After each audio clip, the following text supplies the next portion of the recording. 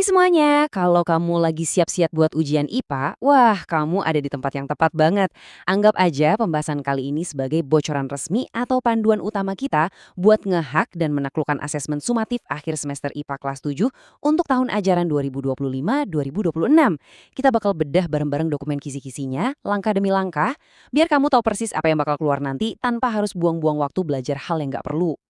Kita bakal bahas 5 topik pasti yang wajib kamu kuasai buat dapat nilai sempurna. Mulai dari ngebedah kisi-kisinya, lanjut ke ciri-ciri makhluk hidup, tujuan klasifikasi, perbedaan vertebrata dan avertebrata, sampai puncaknya menaklukkan kunci determinasi. Yuk, langsung aja kita mulai. Oke, bagian pertama, membedah kisi-kisi ujian IPA. Mari kita bongkar apa sih sebenarnya maunya si pembuat soal? Data dari kisi-kisi ini tuh ibarat peta harta karun buat kita. Dari 5 kompetensi yang bakal diuji, coba deh perhatikan tingkat kesulitannya. 4 soal itu masuk standar level 2, yang artinya cuma butuh pemahaman dasar dan penerapan. Gampang lah ya untuk dilewati. Tapi perhatikan satu soal terakhir, ada satu pertanyaan level 3. Nah, ini dia pertarungan raja terakhir alias boss fight yang bakal nguji kemampuan analisis kamu. Kita bakal bahas cara ngalahinnya sebentar lagi. Tapi tenang, sebelum kamu deg-degan mikirin level 3 tadi, ada kabar super melegakan. 100% soal ujian ini formatnya pilihan ganda. Kenapa ini penting banget? Ya karena artinya jawaban yang benar itu udah ada di sana, nongkrong di depan mata kamu. Kamu cuma butuh strategi cerdik aja buat nyingkirin jawaban-jawaban yang nipu. Lanjut ke materi spesifiknya di bagian kedua, ciri-ciri makhluk hidup dan penerapannya. Di sini, kita fokus ke gimana cara makhluk hidup berperilaku di dunia nyata. Yang bikin kisi-kisi ini asik banget adalah instruksinya itu super spesifik. Buat soal pertama, kamu nggak usah repot-repot ngapal mati semua ciri makhluk hidup. Bocorannya jelas banget, bakal ada teks yang cerita soal pelepasan oksigen atau O2 pas lagi fotosintesis. Nah, tugas kamu nantinya cuma nyari mana sih ciri makhluk hidup yang paling pas sama deskripsi teks itu. Gampang banget kan? Tinggal hubungin aja proses tumbuhan bikin makanan sama ciri kehidupan yang tepat. Masuk ke soal kedua. Masih tentang ciri kehidupan, tapi kali ini soalnya bentuk gambar. Dan gambarnya spesifik banget proses pembelahan diri amoeba. Tugas kamu adalah mengidentifikasi pernyataan yang paling akurat soal ciri yang satu ini. Tentu aja ini ngomongin soal reproduksi ya. Jadi buat persiapan, pastiin kamu paham betul ya gimana sih mekanismenya si amoeba ini membelah diri. Sekarang kita masuk ke bagian ketiga, tujuan klasifikasi makhluk hidup. Kita naik level sedikit. Dari cuma kenal ciri-cirinya, jadi gimana sih cara kita ngatur miliaran makhluk hidup di bumi ini? Pertanyaan nomor 3 di ujian nanti bentuknya bakal kayak semacam cerita gitu. Bakal ada narasi soal seorang siswa yang lagi pusing 7 keliling karena keberagaman alam itu ternyata banyak dan bervariasi banget. Nah, dari situ kamu diminta jadi pahlawan buat mikirin solusinya. Apa sih sebenarnya manfaat utama dari pengelompokan makhluk hidup ini buat ngebantu kesulitan si siswa tadi? Kuncinya simple banget. Pengelompokan atau klasifikasi itu adalah cheat code terbaik di dunia biologi. Fungsinya ya buat menyederhanakan kekacauan alam yang tadinya super ribet jadi jauh lebih gampang dikelola, dipelajari, dan dikenali. Jadi nanti pas ujian, tinggal cari aja opsi jawaban yang intinya nawarin kemudahan dalam mempelajari alam. Pasti bener deh. Bergerak ke bagian keempat, hewan vertebrata dan avertebrata. Kita mulai main-main ke kerajaan hewan nih, membagi mereka ke dalam 2 kelompok raksasa. Kisi-kisinya nyebutin dengan sangat jelas kalau kamu bakal dikasih 2 kelompok hewan. Tugas kamu cukup pisahin mana kelompok yang punya tulang belakang alias si vertebrata dan mana yang avertebrata, yaitu hewan-hewan yang nggak punya tulang belakang. Coba aja bayangin secara visual. Kucing atau ikan dengan rangkanya yang keras dibandingin sama ubur-ubur atau cacing yang empuk dan lemes. Kalau kamu bisa ngebayangin struktur badannya, soal ini bakal lewat dengan gampang. Akhirnya, kita sampai di bagian kelima, kunci determinasi. Tarik nafas panjang, karena ini adalah soal paling menantang dari keseluruhan ujianmu kali ini. Ingat kan soal level boss yang sempat aku sebut di awal tadi? Nah, inilah satu-satunya soal yang masuk di level kognitif 3. Artinya, sistem kebut semalam cuma modal hafalan nggak bakal mempan di sini. Otak kamu bakal benar-benar diajak kerja keras buat menelusuri data dan mecahin masalah tingkat tinggi. Biar sukses nembus soal level 3 ini, kamu wajib paham banget apa itu kunci determinasi hewan. Gampangnya, ini tuh kayak peta labirin biologi. Peta ini isinya pernyataan-pernyataan yang selalu sepasang tapi berlawanan ciri. Kamu tinggal amati satu ciri yang cocok, pilih, nah pilihan itu bakal ngarahin kamu ke nomor selanjutnya. Terus aja ikutin jejaknya, sampai kamu berhasil nemuin nama hewan tersebut secara pasti. Dan ini dia bocoran paling gila dari kisi-kisi kita. Hewan yang bakal ditanyain di soal udah ketahuan, yaitu bunglon. Serius? Jadi besok di ruang ujian langkahnya begini. Pertama, baca skema yang dikasih. Kedua, bayangin ciri fisiknya bunglon. Apakah dia bertulang belakang? Pakai apa dia bergeraknya? Terus dari situ langkah ketiga, tinggal lacak deh urutan nomor di skema yang pas banget sama ciri-ciri bunglon tadi. Tahu subjek hewannya sebelum ujian itu bener-bener keuntungan yang luar biasa. Tuh kan, ngerjain ujian sains itu nggak ada serem-seremnya kalau kamu tahu cara baca peta jalannya. Kamu sekarang udah pegang cetak biru rahasianya, mulai dari fotosintesis, membelahnya amoeba, pengelompokan makhluk hidup, nebak tulang belakang hewan, sampai yang terakhir tadi, nganalisis rute si bunglon. Dengan semua bocoran ini, ujian tuh bukan lagi soal siapa yang hafalannya paling banyak, tapi siapa yang paling pintar nyusun strategi. Pertanyaannya sekarang, kamu mau jadi siswa yang ngerjain soal cuma modal tebak-tebakan, atau jadi penakluk ujian yang strategis? Pilihannya ada di tangan kamu. Sukses besar ya buat ujiannya. Halo semuanya, selamat datang di sesi bedah materi kita kali ini. Pernah nggak sih kalian ngerasa merinding atau pusing duluan pas dengar kata kisi-kisi ujian? Tenang, hari ini kita bakal ubah semua itu. Kita akan fokus membedah asesmen sumatif akhir semester IPA kelas 7, spesifik buat pertanyaan nomor 6-10 di tahun ajaran 2025-2026. Tujuan kita simpel banget, kita mau sulap cetak biru ujian yang kelihatan kaku ini jadi semacam cheat code atau kode curang pamungkas kalian. Biar pas hari H ujian nanti, kalian udah tahu persis apa yang bakal keluar. Yuk, langsung kita mulai. Hal pertama yang harus banget kita lakuin adalah mengubah pola pikir. Coba deh, daripada ngelihat dokumen ini sebagai tumpukan kertas administrasi sekolah yang ngebosenin, anggap aja ini sebuah peta harta karun. Yah, beneran. Peta ini ngasih tahu secara harfiah apa yang guru kalian mau kalian kuasai, sampai ke tipe pertanyaannya. Kalau kalian tahu cara ngebacanya, dipastikan nggak akan ada kejutan aneh-aneh di ruang ujian nanti. Tiap baris datanya itu petunjuk berharga yang bisa langsung ngebantu kalian menghemat waktu belajar. Oke, kita masuk ke bagian pertama nih, membaca peta ujian. Nah, di sini kalian bisa langsung lihat ilustrasi perbedaan tingkat kesulitan yang bakal dihadapi. Di sebelah kiri, ada L1 atau level kognitif 1. Ini murni tipe pertanyaan temukan fakta. Ibaratnya, kalian cuma diminta mengingat lalu nunjuk. Oh, ini jawabannya. Sesimpel itu. Tapi coba lihat yang di sebelah kanan, L3. Di level ini, kalian dituntut buat main jadi detektif. Nggak cuma sekedar ingat fakta, tapi kalian harus bisa menganalisa informasi, ngehubungin petunjuk, dan biasanya nyari satu hal yang nggak sesuai sama pola yang ada. Paham bedanya ini tuh penting banget buat ngatur strategi waktu ujian kalian. Lanjut ke bagian kedua, rahasia dunia hewan. Di sini kita fokus ke soal nomor 6 dan 7 ya. Coba perhatiin tabel yang kita ekstrak langsung dari dokumen kisi-kisinya. Kedua soal ini bentuknya pilihan ganda. Jadi poin krusialnya begini. Nomor 6 itu murni nguji kemampuan L1 kalian. Kalian cuma perlu mengidentifikasi gimana cara reproduksi atau perkembangbiakan hewan. Spesifiknya di sini, sumber datanya nyebutin aves alias burung. Hafalin aja cara burung berkembang biak. Tapi awas, di pertanyaan nomor 7, suasananya langsung memanas ke level L3. Kalian harus analisa karakteristik hewan dan ini dia jebakannya. Menemui pernyataan yang salah. Berarti 3 opsi jawaban itu benar dan tugas kalian adalah mencari satu kebohongan yang nyempil di sana. Terus ada satu info menarik nih yang kita temuin di datanya. Ternyata, baik soal nomor 6 maupun 7, dua-duanya didasarkan pada sebuah infografis. Artinya apa buat kalian? Artinya misi utama kalian bukan cuma menghafal buku teks IPA yang tebal itu sampai keriting. Kalian harus mulai ngelatih mata buat ngebaca informasi visual. Nanti bakal ada gambar, grafik, atau bagan berisi data hewan. Dan kalian harus bisa ngeekstrak jawaban langsung dari situ. Kemampuan literasi visual benar-benar jadi penentu di 2 soal ini. Sekarang kita melangkah ke bagian 3, misteri klasifikasi tumbuhan. Kalau kalian pusing mikirin bagian mana dari bab tumbuhan yang luas itu yang harus dipelajari, tenang, ini jawabannya. Kisi-kisi ngasih tahu kita buat fokus di 4 geng utama aja. Angiospermae, Gymnospermae, Monokotil, dan Dikotil. Udah, itu doang. Buat deretan soal ini, kalian nggak perlu buang-buang waktu pelajarin lumut atau tumbuhan paku. Fokusin aja energi kalian buat kenalin ciri-ciri 4 kelompok ini. Karena nanti kalian harus siap mengidentifikasinya dari sebuah tabel di ujian.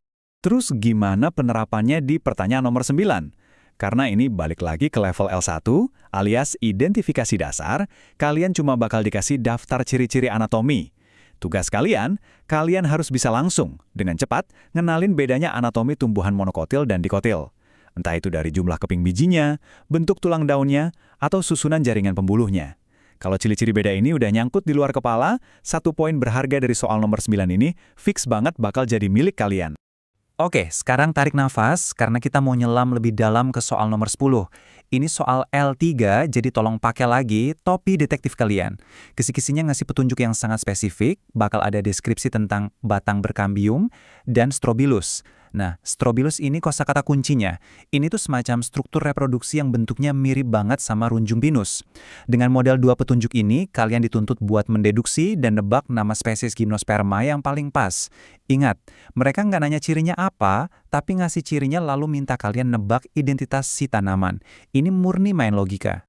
Kita sampai di bagian terakhir nih, strategi belajar efektif untuk ngehajar ujian ini.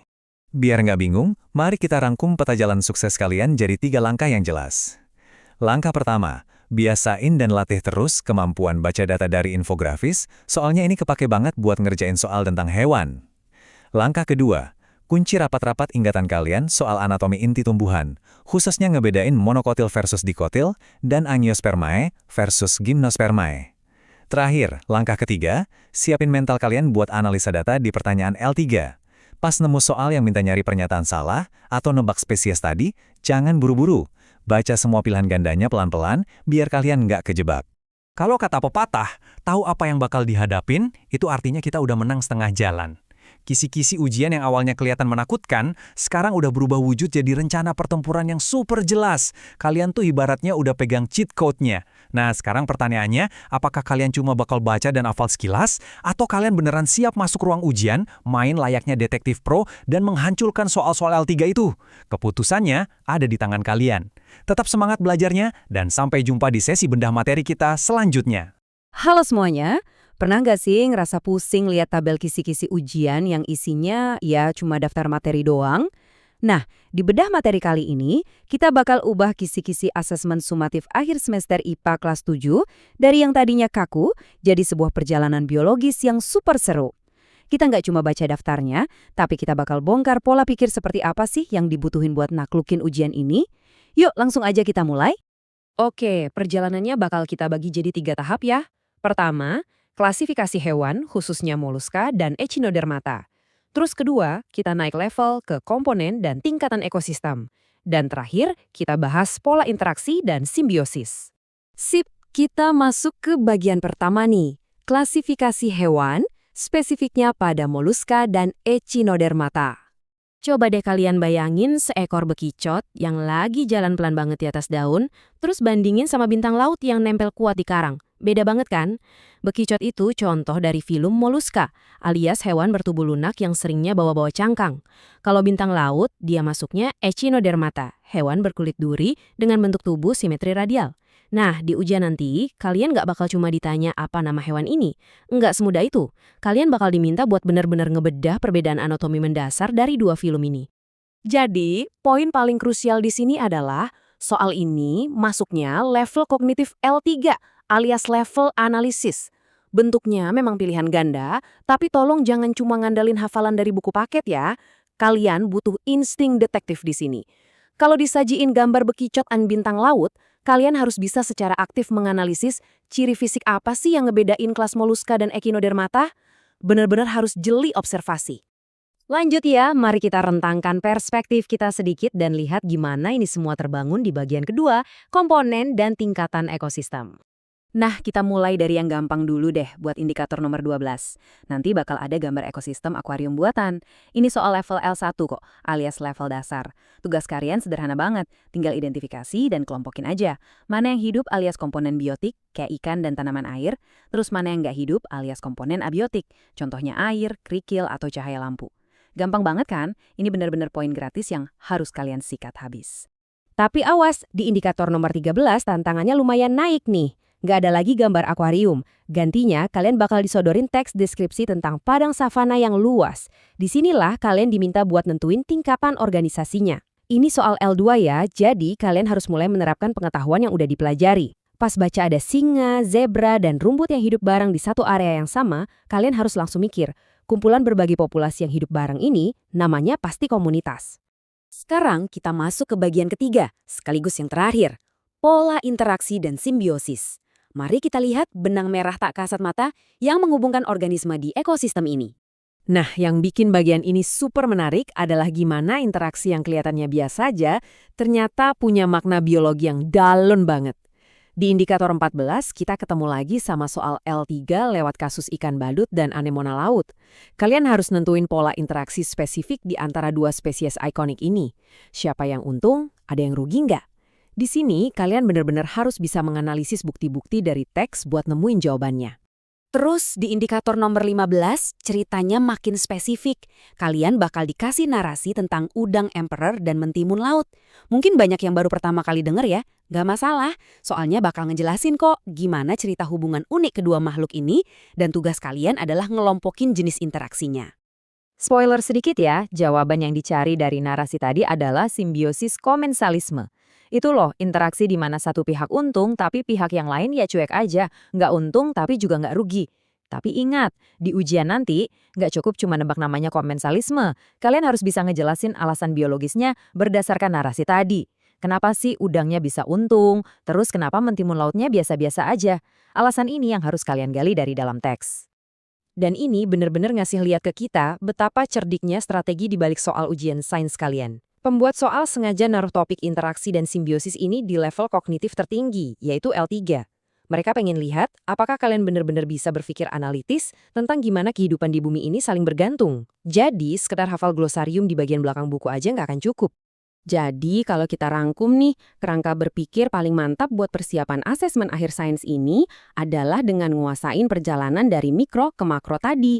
Coba deh kalian visualisasikan, kita mulai dari perhatiin ciri fisik seekor bekicot, lalu sudut pandangnya kita perluas ke benda hidup dan mati dalam ekosistem akuarium atau komunitas savana, sampai akhirnya kita ngeliat gimana semua organisme itu saling terikat lewat simbiosis. Kalau alurnya udah kebayang, materi sebanyak apapun gak bakal kerasa berat, semuanya terhubung dalam satu cerita biologis yang masuk akal banget. Sebagai penutup bedah materi kita, saya mau ninggalin satu pemikiran buat kalian.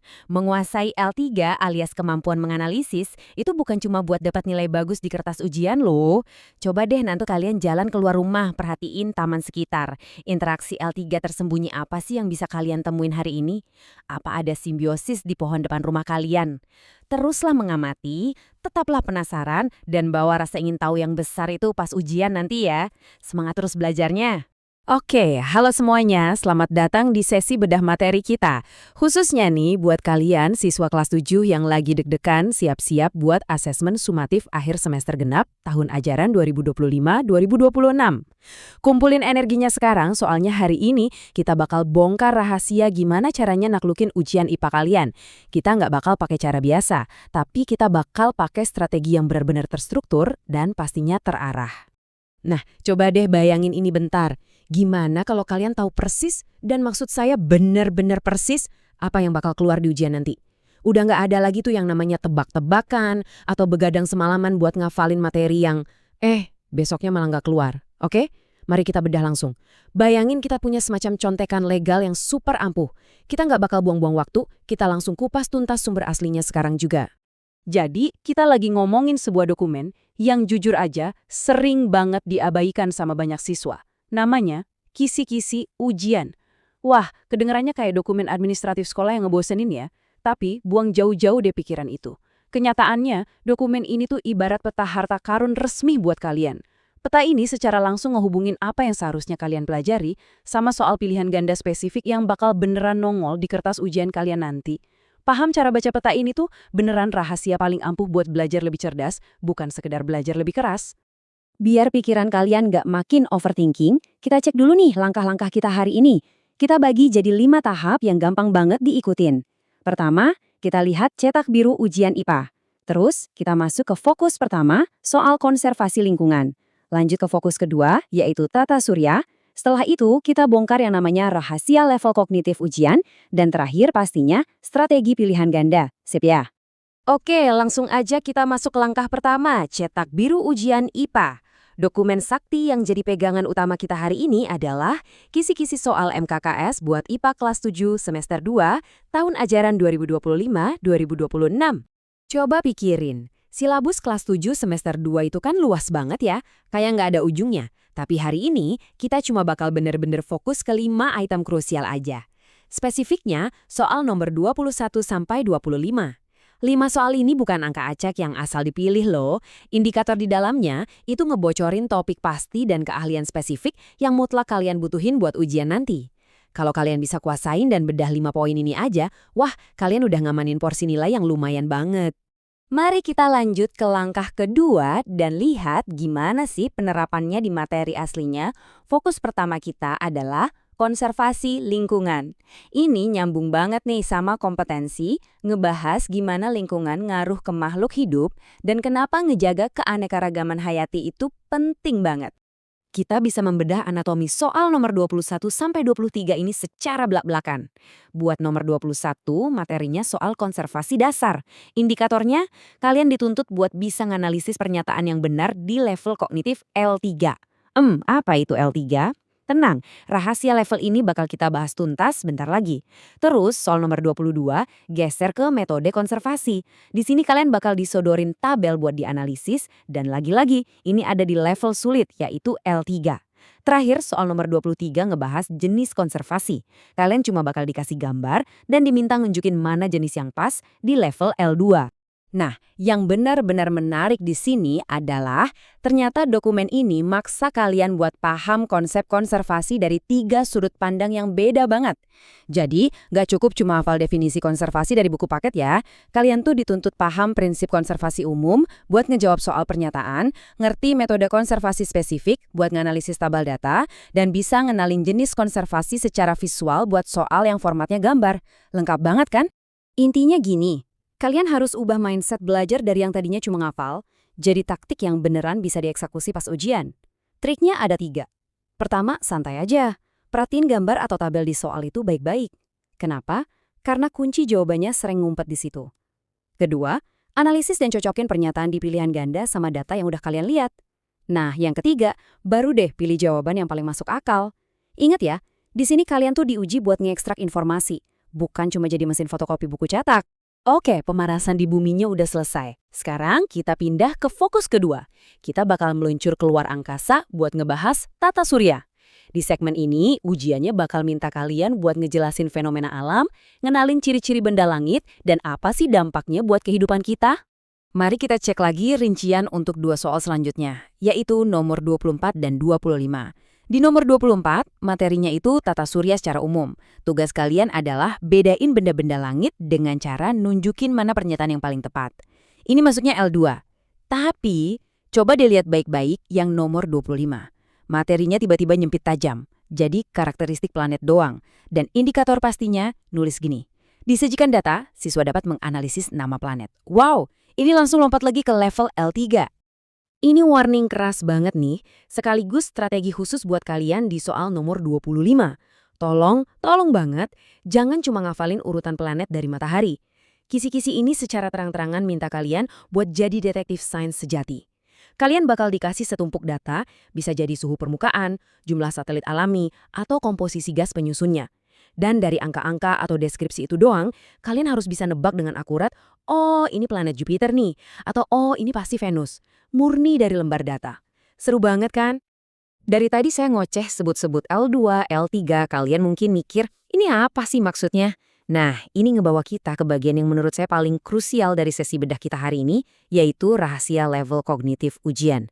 Percaya deh, paham bedanya level-level ini bakal ngerubah drastis cara otak kalian nyerap materi pas lagi belajar. Ini bener-bener game changer. Biar gampang, bayangin aja level kognitif ini kayak level pedas kalau kalian beli makanan favorit kalian. Di satu sisi, kita punya level kognitif 2 atau L2. Ini ranah aplikasi. Contohnya kayak soal nomor 24 tadi tentang tata surya. Kata kerja operasionalnya cuma menunjukkan. Kalian ingat suatu konsep, terus tinggal identifikasi dari pilihan yang ada. Gampang lah ya. Tapi, di tingkat selanjutnya ada level kognitif 3 atau L3. Ini dia level pedas maksimal alias ranah penalaran dan analisis. Di soal nomor 25 tentang karakteristik planet, kata kerjanya adalah menganalisis. Kerasakan lompatannya, kalian nggak bisa cuma modal tahu fakta. Kalian wajib bedah informasinya, otak-atik variabel di tabel data, dan bikin kesimpulan logis sendiri. Jauh lebih menantang pastinya. Setelah kita paham struktur materi dan level pedasnya ujian ini, kita masuk ke bagian pamungkas, strategi pilihan ganda. Di kisi-kisi, ini biasanya ditulis PG. Dan yap, semua soal dari nomor 21 sampai 25 bakal pakai format ini.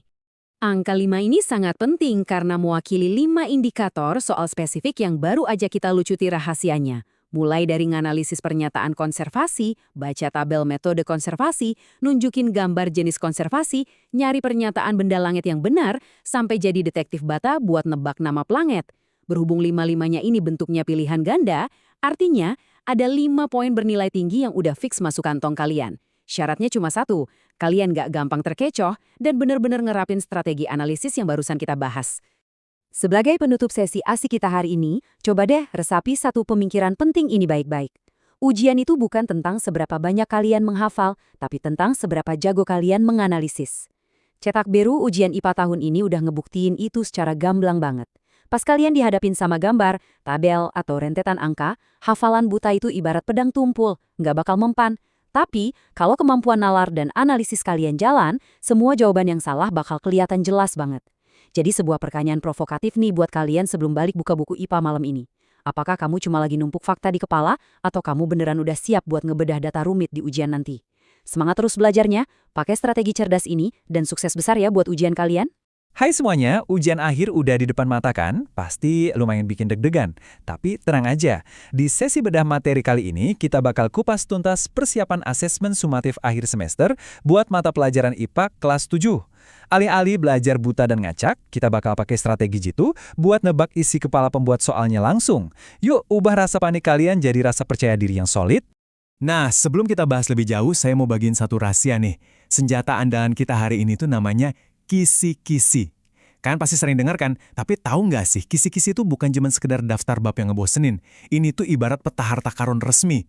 Beneran deh, cetak biru ini ngasih tahu kita secara akurat apa yang bakal ditanyain guru dan di level sesulit apa soal itu bakal keluar. Jadi kita nggak cuma tahu apa materinya, tapi juga mengerti gimana cara materi itu bakal diujikan nanti. Oke, langsung aja kita lihat agendanya. Pertama, persiapan asesmen sumatif IPA. Kedua, rantai dan jaring makanan. Ketiga, persebaran flora garis Wallace. Keempat, dampak manusia terhadap ekosistem. Dan kelima, sukses menghadapi ujian akhir. Kita bakal fokus menghajar indikator soal dari nomor 16 sampai 20 ya. Bagian pertama, persiapan asesmen sumatif IPA. Masuk ke bagian kedua, rantai dan jaring makanan. Sip, kita mulai dari indikator nomor 16. Ini dia, titik awal petualangan ekologi kita buat melacak pergerakan energi.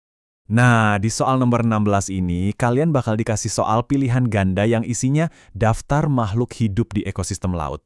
Tugas kalian tuh simpel banget, susun aja rantai makanannya jadi urutan yang benar. Ingat ya, langkah pertama itu pasti selalu produsen, kayak fitoplankton, yang bikin energi sendiri. Terus, naik ke langkah kedua ada konsumen, misalnya ikan kecil yang makan si fitoplankton tadi. Dan terakhir, di puncaknya ada konsumen puncak, kayak hiu besar yang lagi lapar-laparnya. Kalian cuma butuh merangkai urutan siapa makan siapa ini dengan logis. Gampang banget kan? Nah, ini nih yang sering diomongin guru-guru sebagai level kognitif. Indikator 16 tadi itu masuknya level 2, alias L2. Artinya, kalian cuma butuh mengaplikasikan pengetahuan dasar. Kalian tahu aturan mainnya, terus tinggal susun deh rantainya. Tapi, siap-siap ya, karena di indikator selanjutnya, levelnya bakal lompat jauh ke level 3 atau L3. Di L3 ini, kalian udah nggak bisa cuma sekedar nyusun-nyusun lagi. Kalian harus benar-benar menganalisis sebuah sistem yang jauh lebih kompleks. Yuk, kita geser ke indikator nomor 17. Di sini, tantangannya langsung naik kelas. Dari yang tadinya cuma rantai makanan lurus yang simpel, sekarang kita beralih ngomongin jaring-jaring makanan yang ruwet dan saling nyambung. Jadi, pertanyaan analisisnya tuh bakal kayak gini. Apa sih yang bakal terjadi sama keseimbangan ekosistem kalau salah satu komponennya itu tiba-tiba hilang total? Coba deh kalian bayangin gimana jadinya kalau populasi kepiting di laut tiba-tiba punah. Hewan apa yang bakal kelaparan gara-gara makanannya hilang? Atau sebaliknya, hewan apa yang populasinya malah meledak nggak terkendali karena predator aslinya lenyap? Ini tuh benar-benar kayak efek domino, dan kalian dituntut buat pakai logika sains untuk memprediksi kekacauan tersebut. Lanjut ke bagian ketiga, persebaran flora garis Wallace. Kita masuk ke indikator nomor 18. Ini soal L3 lagi nih, yang menantang kita buat ngelihat secara langsung gimana kondisi geografi bisa mendikte kekayaan alam di Indonesia. Fokus utama kita di sini adalah garis Wallace. Kalian pasti udah belajar kan, ini tuh garis imajiner yang secara geografis ngebagi wilayah di Indonesia. Nah, ekspektasi dari ujiannya nanti itu gini, kalian bakal disodorin berbagai pernyataan soal garis Wallace.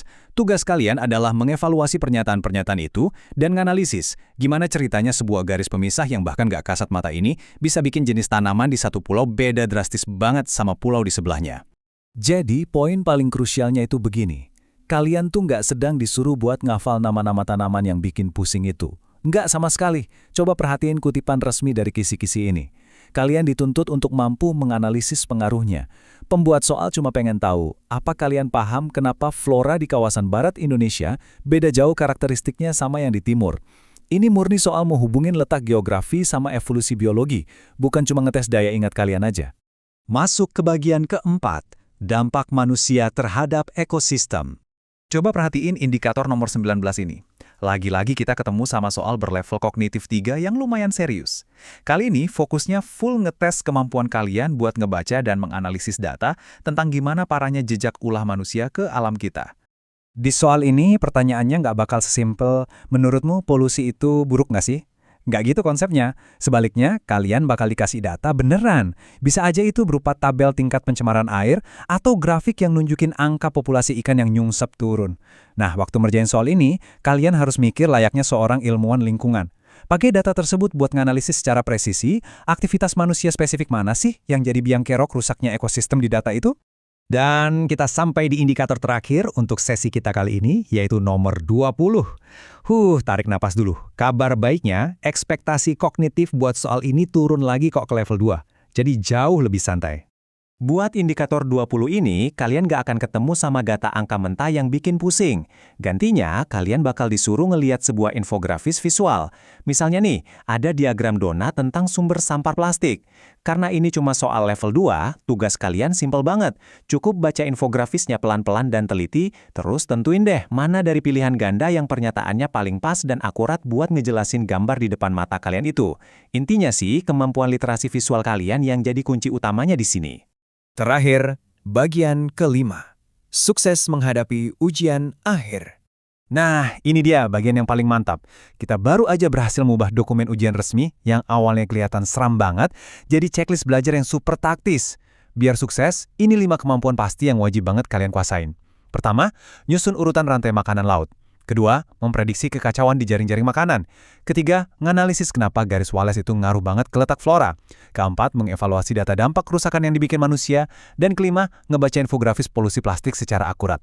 Kalau kalian udah ngerasa bisa nyentang kelima poin ini, wah, udah pasti aman terkendali deh. Sebagai penutup, saya punya satu pertanyaan pemantik nih buat kalian.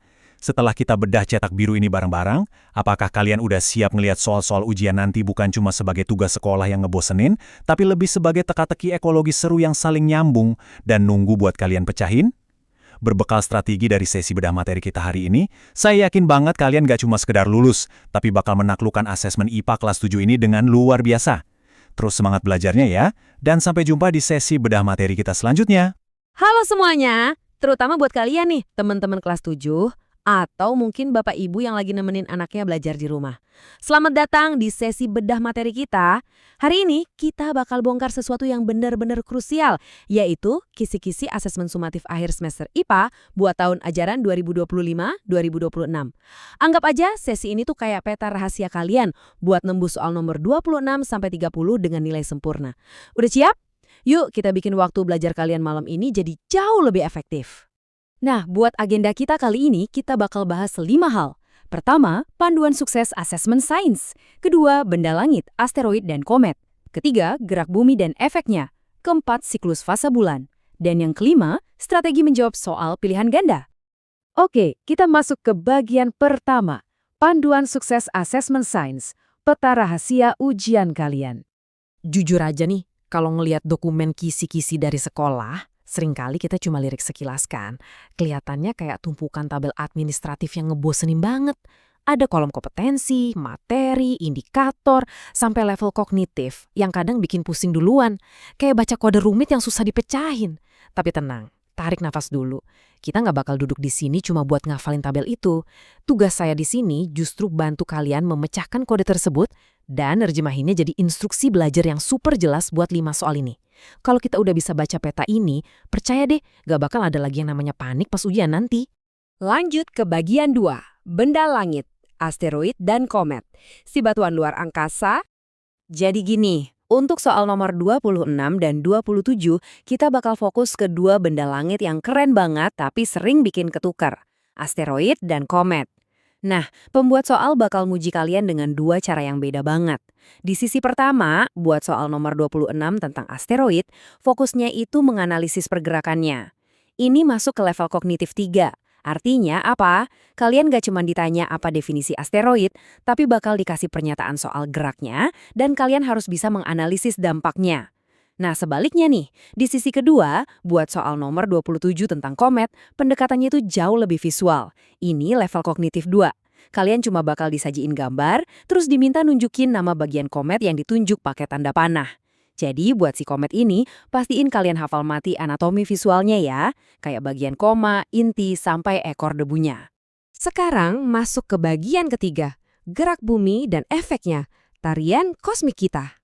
Kita semua tahu bumi tempat kita pijak ini nggak diam aja kan, dia terus bergerak.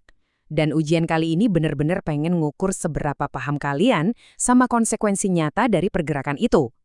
Buat soal nomor 28 dan 29, pembuat soal tuh spesifik banget. Di soal nomor 28 tentang rotasi bumi, kalian bakal diminta buat menganalisis akibat dari pergerakan itu. Coba pikirin fenomena kayak terjadinya siang dan malam, atau kenapa ada perbedaan zona waktu. Tapi pas kita geser ke soal nomor 29 tentang revolusi bumi, yakni pas bumi ngelilingin matahari, pertanyaannya langsung putar balik. Mereka nggak nanya akibatnya lagi, tapi minta kalian buat menganalisis alasan terjadinya revolusi bumi berdasarkan sebuah pernyataan. Jadi trik buat malam ini, stabilo kata akibat di bab rotasi dan kata alasan di bab revolusi. Ini yang krusial banget buat ngasah logika sains kalian. Biar otak kalian makin siap ngadepin soal analisis, coba deh renungkan skenario ini. Gimana kalau bumi tiba-tiba berhenti berotasi? Fenomena apa yang bakal kita analisis? Sisi bumi yang kebetulan ngadep matahari bakal ngerasain siang terus-menerus dan panas banget. Sementara sisi sebaliknya bakal kejebak di malam abadi yang beku. Nah, simulasi mikir sedalam ini, ngehubungin sebab dan akibat adalah hal yang paling diharapin dari soal level 3. Kalian bener-bener diajak buat mikir kritis, nggak cuma sekedar baca teks. Bagian keempat, siklus, fase bulan, cahaya di langit malam. Dan ini ngebawa kita langsung ke satelit alami kesayangan kita buat soal nomor 30. Fokusnya full ngebahas fenomena perubahan bentuk cahaya bulan di langit malam yang sering banget kita lihat. Kabar baiknya nih, cara ngerjain soal ini tuh gampang banget dan ada langkah pastinya. Langkah pertama, baca baik-baik pernyataan deskriptif di soalnya. Pernyataan ini bakal ngegambarin ciri-ciri penampakan bulan. Terus, langkah kedua, dari deskripsi itu, kalian tinggal tentuin fase bulannya. Apa ciri-ciri itu nunjukin bulan baru, bulan sabit, kuartir, atau malah bulan purnama? Intinya, ini cuma ngetes seberapa jago kalian nyocokin deskripsi teks sama nama fase bulan yang pas. Simpel banget kan?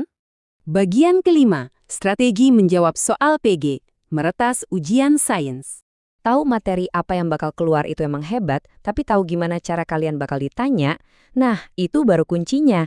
Dari tadi mungkin kalian mikir ini apaan sih kode-kode kayak L2 dan L3 di kisi-kisi? Oke, mari kita bongkar istilah teknis ini biar kalian tahu persis cara otak kalian dievaluasi. L2 atau level kognitif 2 itu intinya nuntut kalian buat mengingat dan mengidentifikasi. Sama persis kayak soal tebak gambar komet dan fase bulan tadi, dikasih ciri atau gambar, kalian ingat-ingat terus tebak deh jawabannya. Lurus banget kan? Nah, kalau L3, level kognitif 3, emang sedikit lebih nantang. Di sini kalian dituntut buat menganalisis dan menerapkan. Contohnya kayak menganalisis gerak asteroid atau rotasi bumi tadi. Kalian bakal dikasih sebuah situasi dan harus pakai prinsip sains buat ngejelasin fenomena itu. Begitu kalian sadar beda taktik ini, cara kalian baca buku cetak malam ini pasti bakal berubah total. Dan ini nih bagian yang harusnya bikin kalian super lega. Seluruh soal dari nomor 26-30 ini formatnya PG alias pilihan ganda. Artinya apa? Jawaban yang 100% benar itu secara harfiah udah ada di depan mata kalian. Tercetak di atas kertas. Nggak perlu panik mikirin cara ngerangkai kalimat buat esai panjang. Tugas kalian cuma menyeleksi.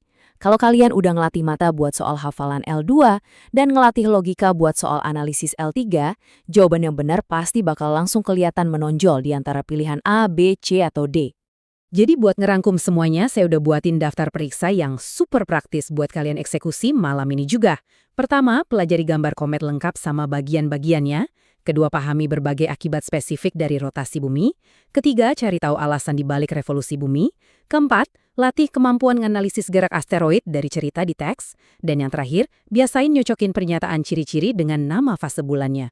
Gampang banget kan? Fokus saja ke 5 poin ini dan abaikan materi lain yang nggak relevan sama nomor 26-30. Nah, sekarang kalian udah pegang peta rahasianya secara utuh. Kalian udah tahu persis di mana jebakannya dan apa yang sebenarnya dicari sama si pembuat soal ujian. Jadi pertanyaannya sekarang, gimana cara kalian bakal ngarahin fokus belajar kalian malam ini? Kendali sekarang ada penuh di tangan kalian. Manfaatin info dari bedah materi ini buat belajar dengan cerdas, bukan sekedar belajar keras. Saya yakin banget kalian pasti bisa ngadepin asesmen sains ini dengan percaya diri dan dapat hasil yang luar biasa. Selamat belajar dan sampai jumpa di sesi bedah materi seru kita selanjutnya. Halo semuanya, selamat datang di sesi bedah materi kita kali ini. Kalian tahu nggak sih, dokumen paling krusial buat nembus ujian sains kelas 7 kalian tahun ini, yaitu ASAS 2025-2026, sebenarnya udah ada di depan mata. Daripada pusing buka buku tebal dan bingung mau mulai belajar dari mana, mending kita bongkar habis-habisan kisi-kisi resminya hari ini.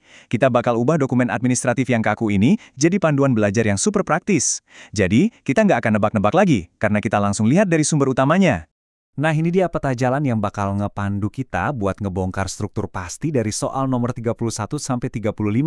Kita bakal bahas 4 hal nih. Pertama, ngebongkar cetak biru ujiannya, terus lanjut ke anatomi matahari, cara jitu nguasain materi gerhana, dan terakhir, soal pergerakan bumi dan kaitannya sama waktu. Yuk, langsung aja. Oke, masuk ke bagian pertama, membongkar cetak biru dan mendekode kisi-kisi ujian kalian. Coba perhatikan baik-baik, ini bukan sekedar tabel biasa. Ini benar-benar anatomi ujian kalian. Kita bahas soal nomor 31-35 dan topiknya udah dikunci. Gerhana, bagian matahari, sama perbedaan waktu. Tapi yang bikin ini menarik banget adalah kolom format pengujiannya. Kalian gak cuma dikasih teks panjang, tapi bakal ketemu sama yang namanya gambar, tabel, dan studi kasus. Oh ya, satu bocoran penting, semuanya ini murni pilihan ganda. Jadi tugas kita adalah menganalisis, lalu mengeksekusi satu jawaban yang paling akurat. Kalau kalian perhatikan dari tadi, ada satu kompetensi inti yang terus berulang dan wajib banget kalian kuasai. Kunci utamanya adalah kalian harus paham posisi relatif bumi, bulan, dan matahari. Kenapa sih ini krusial banget? Soalnya, posisi ketiga benda langit inilah yang jadi dalang utama dari semua fenomena alam yang bakal ditanyain nanti. Ibarat main catur, kalau kalian paham posisi bidaknya, kalian bakal gampang banget nebak langkah selanjutnya di soal-soal ujian nanti. Dan ini dia bagian yang lumayan menantang, level kognitif. Mayoritas soal di blok ini, tepatnya 4 dari 5 soal, itu levelnya L3. Artinya apa sih? L3 itu menuntut analisis, teman-teman. Jadi tolong lupakan soal hafalan murni. Di level ini, kalian dituntut buat membedah fenomena dari gambar atau cerita kasus, terus pakai logika sains kalian buat cari jawabannya. Lebih menantang sih memang, tapi tenang aja, kita pasti bisa. Makanya strategi belajar kalian juga harus diubah dari sekarang. Berhenti baca teks panjang doang. Fokusin latihan kalian ke 3 format utama ini. Menganalisis gambar, membaca data di tabel, dan memecahkan studi kasus berupa narasi. Percaya deh, kalau kalian udah kebiasaan ngerjain 3 format ini, soal analisis L3 tadi nggak bakal kerasa horor lagi pas kalian duduk di ruang ujian. Lanjut ke bagian 2 yuk. Kita bakal ngebahas anatomi matahari, khusus buat nyusun strategi di soal nomor 32. Nah, ada kabar baik nih buat kalian. Khusus untuk soal yang satu ini, level kognitifnya turun jadi L2. Lumayan kan buat bernafas sedikit? L2 ini lebih ke pemahaman dan aplikasi dasar, jadi sama sekali nggak serumit soal analisis sebelumnya. Tapi jangan sampai lengah ya.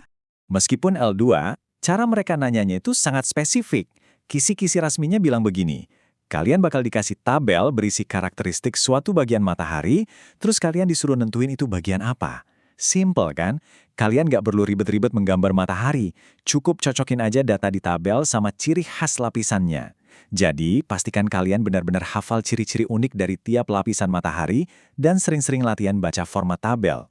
Oke, sekarang kita masuk ke bagian ketiga, porsi paling besar di ujian ini, menguasai gerhana. Untuk fokus di soal 31, 33, dan 35. Topik gerhana ini ibarat primadonanya ujian kalian. Kita langsung bedah soal 31 dan 33 ya. Soal 33 itu tentang gerhana matahari, dan 31 tentang gerhana bulan. Kesamaan utamanya, dua-duanya pakai format gambar. Jadi kemampuan kalian ngebaca diagram visual tentang posisi bumi, bulan, dan matahari bakal diuji habis-habisan di sini. Analisis visual adalah kuncinya. Tapi tunggu dulu. Buat soal nomor 35, pembuat soalnya ngasih sedikit kejutan nih. Topiknya sih masih sama, tentang gerhana bulan. Tapi, alih-alih dikasih gambar yang udah enak dilihat, kalian malah disodorin studi kasus berupa cerita. Wah, gimana tuh cara ngadepinnya kalau fenomenanya jadi bentuk narasi? Nah, untuk studi kasus L3 yang ini, kisi-kisi ngebocorin kalau kalian harus bisa menganalisis waktu pada peristiwa gerhana bulan itu. Jadi ceritanya mungkin nggak cuma nanya proses terjadinya, tapi bakal ngasih skenario, kapan tepatnya, atau durasi kejadian gerhana tersebut. Kalian harus bisa menganalisis berdasarkan pergerakan benda langit. Ini benar-benar bakal ngetes sejauh mana kalian paham konsep waktu di tata surya kita. Akhirnya kita sampai di bagian keempat, pergerakan bumi dan waktu. Mari kita susun strategi ampuh buat soal nomor 34. Untuk topik yang satu ini, coba deh tanyain ke diri sendiri. Kalau kalian dikasih narasi studi kasus tentang perbedaan waktu, gimana sih cara kalian ngitungnya? Ingat, ini bukan lagi pertanyaan hafalan letak zona waktu teman-teman. Ini adalah skenario kehidupan nyata atau fenomena yang butuh pemecahan masalah. Kalau kita intip strukturnya, topiknya murni tentang perbedaan waktu akibat pergerakan bumi. Formatnya studi kasus, dan levelnya analisis L3.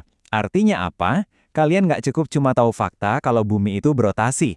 Kalian harus aktif menganalisis lokasi geografis di dalam cerita masalahnya, menghitung selisih waktunya secara logis, dan memilih jawaban pilihan ganda yang paling pas. Masuk akal kan? Nah, dengan ngebongkar kisi-kisi ini bareng-bareng, sekarang situasinya beda. Kalian udah nggak jalan di tempat yang gelap lagi. Kalian tahu persis topik apa yang diuji, formatnya kayak apa, sampai level otak yang dibutuhin buat jawab tiap soalnya. Cetak birunya udah ada di genggaman kalian, sekarang waktunya eksekusi. Jadi, pertanyaan terpentingnya sekarang adalah, siapkah kalian merubah cara belajar kalian? Udah waktunya buat stop cuma menghafal buku dan mulai asah kemampuan analisis L3 kalian buat menaklukkan setiap gambar, tabel, dan studi kasus di ujian nanti. Gunakan waktu yang ada buat berlatih cerdas, dan saya yakin banget kalian bisa ngehack ujian sains ini dengan sukses. Selamat belajar dan sampai jumpa! Halo semuanya, khusus buat kalian anak-anak kelas 7. Selamat datang di sesi penjelasan kita kali ini. Anggap aja sesi ini sebagai mission briefing yang super krusial buat persiapan asesmen sumatif IPA tahun ajaran 2025-2026 yang udah di depan mata. Kita nggak akan buang-buang waktu bahas hal yang nggak perlu. Hari ini, kita bakal membedah persiapan kalian supaya benar-benar matang, efisien, dan tepat sasaran. Jadi, siapkan catatan kalian, dan yuk kita langsung masuk ke materinya. Oke, mari kita mulai ya. Agenda kita hari ini cukup padat. Pertama, persiapan asesmen sumatif IPA. Kedua, makhluk hidup dan klasifikasinya. Terus yang ketiga, ekosistem dan interaksi lingkungan. Dan terakhir, analisis level kognitif soal. Kita masuk ke bagian pertama, persiapan asesmen sumatif IPA. Di sini nih, kita bakal membedah langsung kisi-kisi soal MKKS. Coba perhatikan, punya kisi-kisi ini tuh ibaratnya kalian pegang peta harta karun sebelum masuk medan ujian. Nggak perlu merasa pusing atau kewalahan lihat istilah-istilah teknis kayak kompetensi, indikator, atau level kognitif ya. Santai aja, kita justru bakal pakai data mentah ini buat keuntungan kita. Kita akan bedah 5 nomor yang krusial banget dari nomor 36 sampai 40, jadi target yang super gampang buat kalian pahami. Nah, sekarang pertanyaan besarnya, apa aja sih indikator yang bakal diuji? Info intel kayak apa yang benar-benar kita butuhin buat nembus ujian ini berdasarkan kisi-kisi tadi? Yuk kita ubah tabel yang kelihatannya ribet tadi jadi target-target yang lebih spesifik. Lanjut ke bagian 2, makhluk hidup dan klasifikasinya. Di sini kita akan fokus membedah soal nomor 36 sampai 38. Kita mulai dari soal nomor 36, materinya tentang iritabilitas. Gampangnya, ini tuh tentang gimana sebuah organisme merespon lingkungan sekitarnya. Di ujian nanti, kalian harus bisa nentuin contoh spesifiknya, baik pada manusia maupun tumbuhan.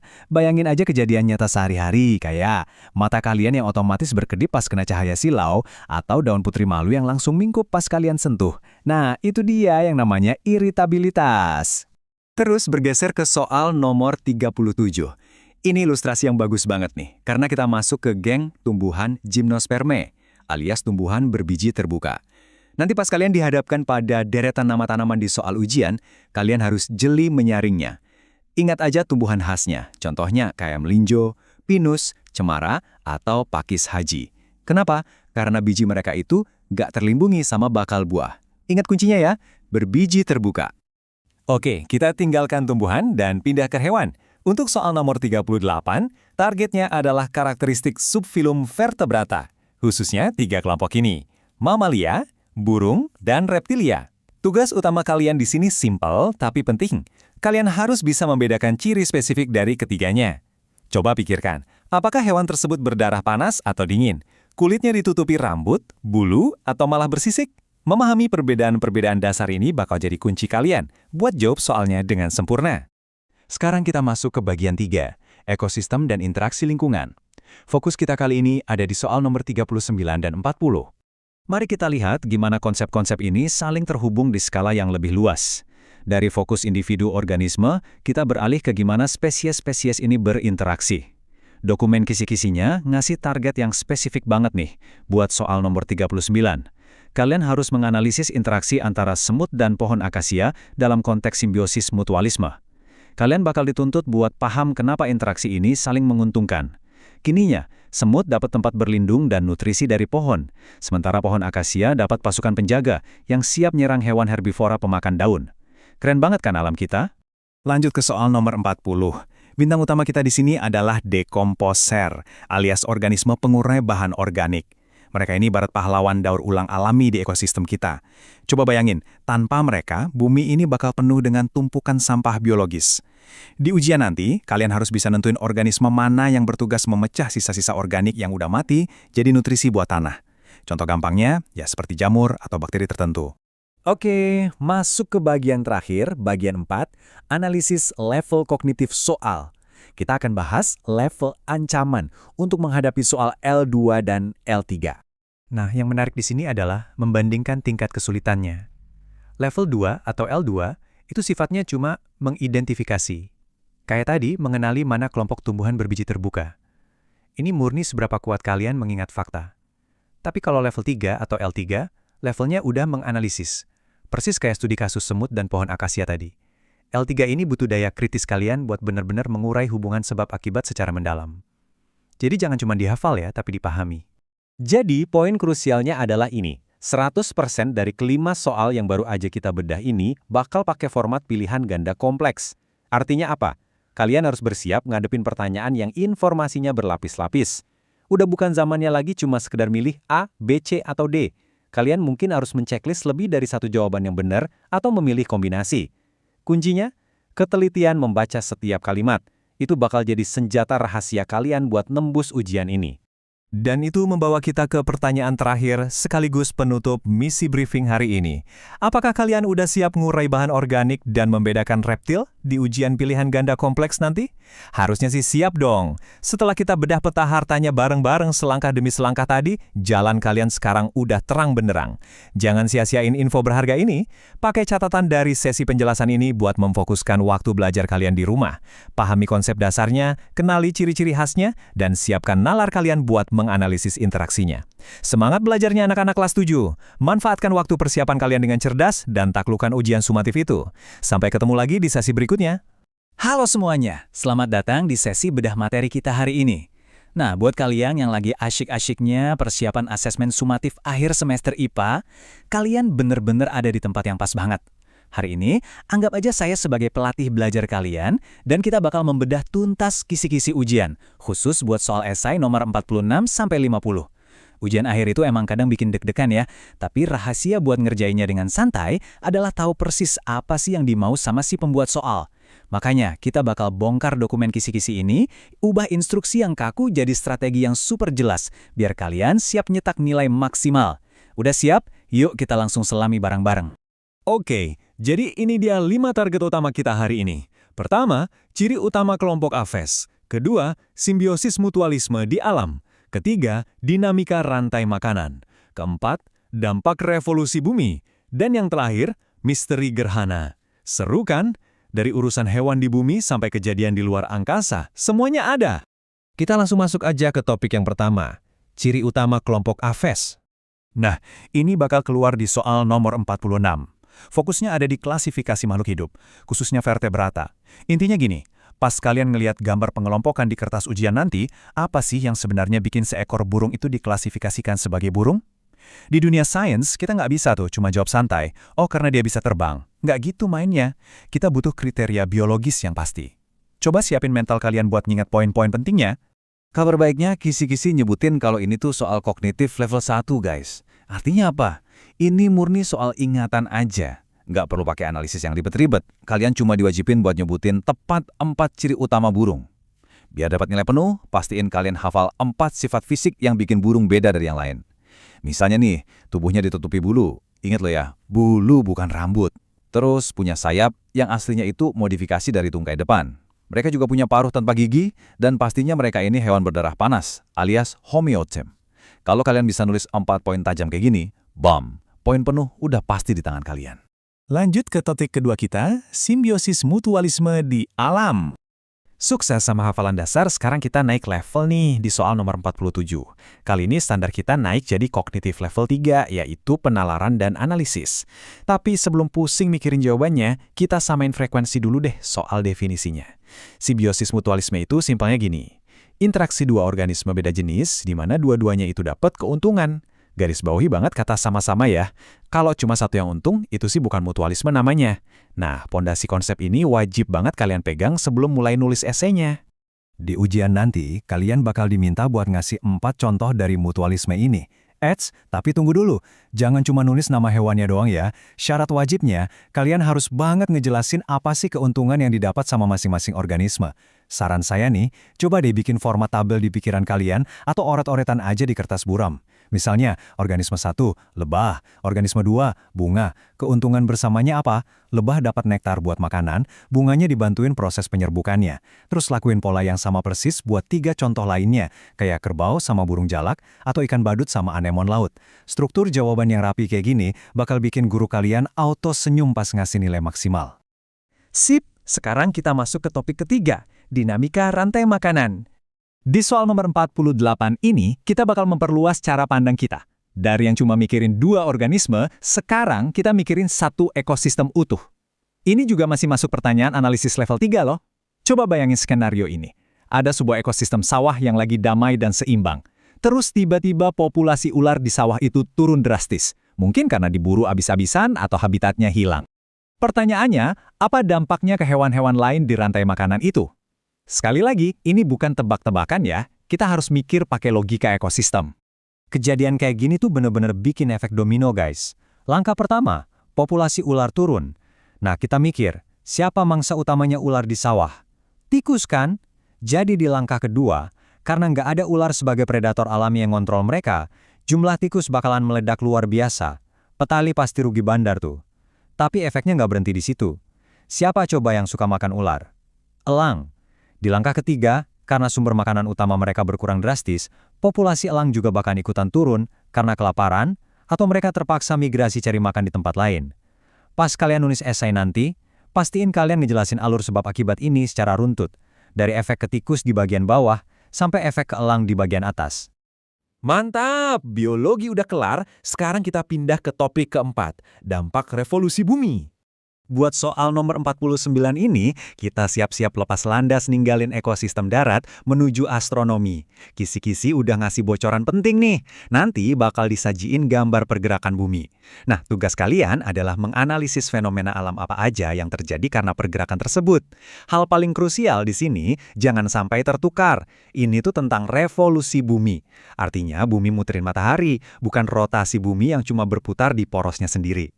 Pas lihat gambar nanti, langsung fokus ke peristiwa-peristiwa yang skalanya itu tahunan, bukan yang harian. Biar gampang, ini contekan resmi kita soal dampak revolusi bumi yang perlu kalian analisis nanti. Pertama, terjadinya pergantian musim di belahan bumi utara dan selatan. Kedua, adanya perbedaan durasi siang dan malam di waktu-waktu tertentu dalam setahun. Dan yang ketiga, gerak semut tahunan matahari.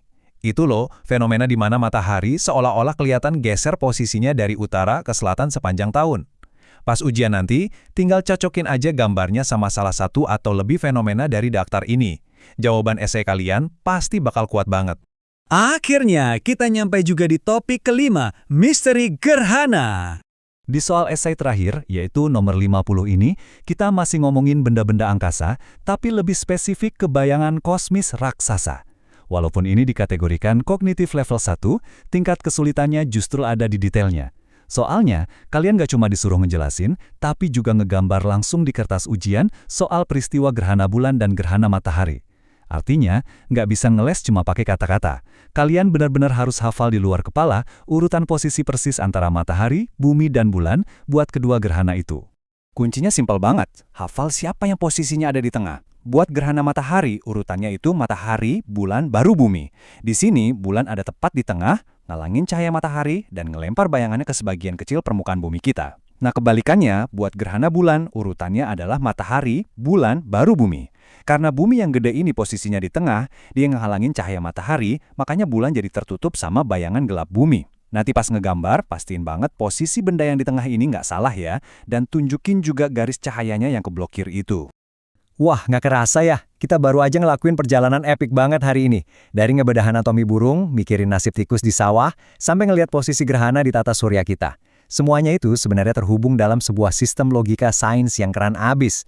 Kalau kalian bisa menstrukturkan pola pikir kalian persis kayak yang udah kita bahas bareng tadi, jawab sesuai level kognitifnya, ngasih detail yang jelas dan paham banget soal sebab akibat, saya yakin banget kalian nggak cuma sekedar ngerjain ujian, tapi bakal bener-bener menaklukkannya. Jadi pertanyaan terakhir dari saya nih, dengan semua strategi yang udah kita susun rapi ini, kalian udah siap dong masuk ke ruang ujian buat bantai semua soalnya? Tetap semangat belajarnya, fokus terus, dan sampai ketemu lagi di sesi bedah materi berikutnya. Halo semuanya, selamat datang di sesi bedah materi kita kali ini. Udah mulai deg-degan ya ngebayangin ujian asas IPA kelas 7? Tenang, tarik napas dulu. Buang jauh-jauh rasa panik itu. Anggap aja obrolan kita kali ini tuh kayak rencana tempur rahasia kalian yang paling ampuh. Hari ini, kita nggak bakal belajar ngasal atau meraba-raba. Kita bakal bedah secara presisi dokumen kisi-kisi resminya. Spesifik banget buat nomor urut 41 sampai 45 untuk tahun ajaran 2025-2026. Yuk, langsung aja kita selami lebih dalam. Nah, ini dia peta jalan kita hari ini. Kita bakal mulai dari persiapan umum ASES, terus masuk ke tema 1 tentang ekosistem kita, dan lanjut ke tema 2 soal benda langit. Setelah materi utamanya dapat, kita bakal bedah strategi level kognitif soal, dan ditutup sama trik ngerjain soal pilihan ganda kompleks. Oke, masuk ke bagian pertama, persiapan asas IPA kelas 7. Tekanan menjelang ujian akhir semester emang kerasa banget ya. Tapi percaya deh, kalau kita udah tahu persis gimana kita bakal diuji, itu ibarat kita udah menang setengah jalan. Mari kita bedah cetak biru ujian kalian ini. Makanya, hari ini fokus energi kita cuma buat 5 pertanyaan krusial aja. Yap, betul banget, cuma 5, yaitu soal nomor 41 sampai 45. Kelima soal terakhir ini sengaja dirancang buat bener-bener nguji pemahaman mendalam kalian dan bakal jadi penentu banget buat dapetin nilai maksimal. Kita mulai dari tema pertama nih, yaitu ekosistem kita, khusus untuk soal 41 dan 42. Menariknya, sebelum nanti kita terbang jauh keluar angkasa, ujian ini ngajak kita napak bumi dulu. Soal-soal awal ini mengakar kuat banget di materi biologi dan ekologi lingkungan sekitar kita. Coba perhatikan polanya ya.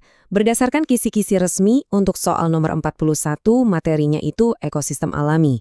Jadi, kalian dituntut buat bisa nentuin mana sih yang termasuk contoh ekosistem alami di Indonesia? Terus, naik level dikit di soal nomor 42.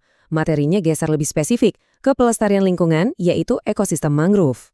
Nah, dengerin baik-baik, indikator buat soal 42 ini tuh spesifik banget. Di situ tertulis jelas, siswa dapat menentukan manfaat ekologis dan lingkungan dari hutan mangrove. Ini tuh bener-bener petunjuk emas. Jadi saran aku, nggak usah buang-buang waktu belajar hal yang melenceng. Fokus aja secara eksklusif kedua poin itu. Cari tahu apa manfaat ekologisnya dan apa manfaat lingkungannya. Sip! Sekarang kita pindah gigi ke tema 2, benda langit, buat soal 43, 44, dan 45. Dari daratan dan lautan, kita langsung melesat nih, nembus atmosfer, murni buat ngetes pemahaman astronomi kalian. Buat 3 soal astronomi ini, materinya benar-benar udah terarah ya. Soal 43 bakal ngebahas pengelompokan planet.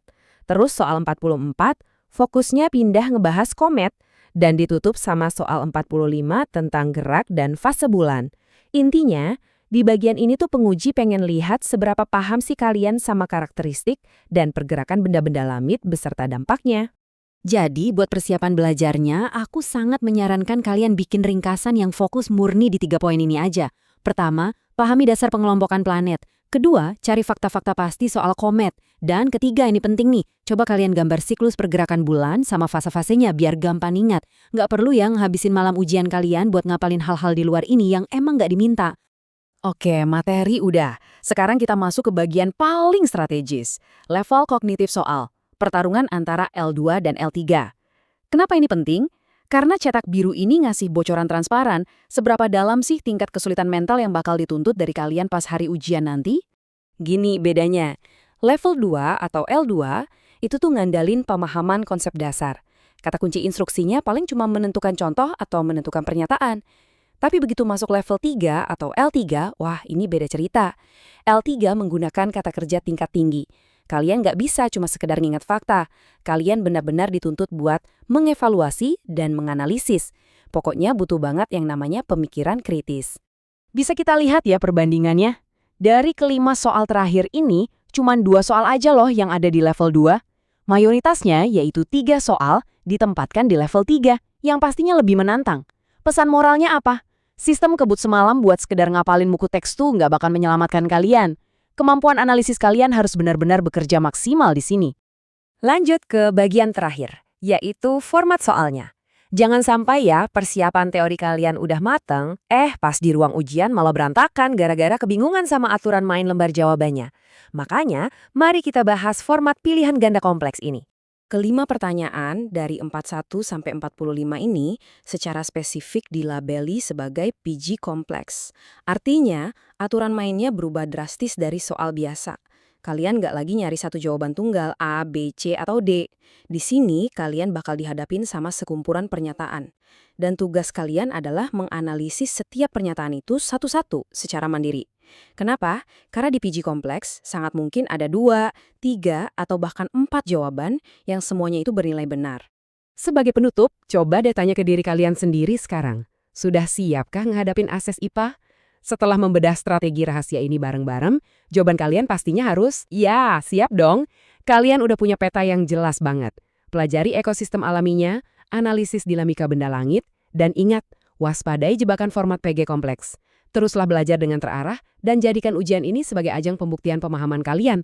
Sampai jumpa di sesi bedah materi berikutnya dan semoga sukses!